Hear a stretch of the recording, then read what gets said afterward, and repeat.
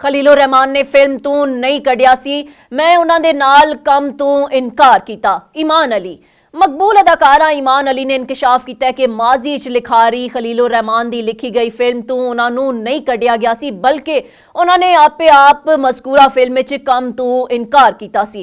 ईमान अली तो मुतल्लिक खबरां सन कि वह हुमायूं सईद की फिल्म च मैं पंजाब नहीं जावांगी च कास्ट कर लिया गया सन, लेकिन एन मौके ते खबर सामने आई सी कि उन्होंने फिल्म च काम करन तो इनकार कर दिता।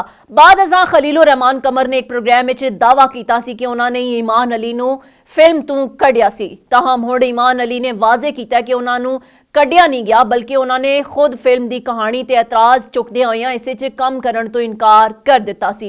ईमान अली हाल च मज़ाहिया प्रोग्राम गपशप च शरीक होईयां ते जिथे उन्होंने मुख्तलिफ मसाइल ते गलबात की। उन्होंने दसिया कि वह सुस्ती की वजह तो सोशल मीडिया ते ज़्यादा मुतहरिक नहीं रहिंदियां, तो इस वेले ही मुतहरिक होंदियां ने कि जब उन्हों का कोई फिल्म या ड्रामा रिलीज़ होने वाला होंदा है। उन्होंने दसिया कि इन्हां ड्रामियां तो ज़्यादा फिल्मां च काम करना पसंद है ते ज़्यादातर एक्शन ते कॉमेडी फिल्मां च काम करना पसंद करनगी।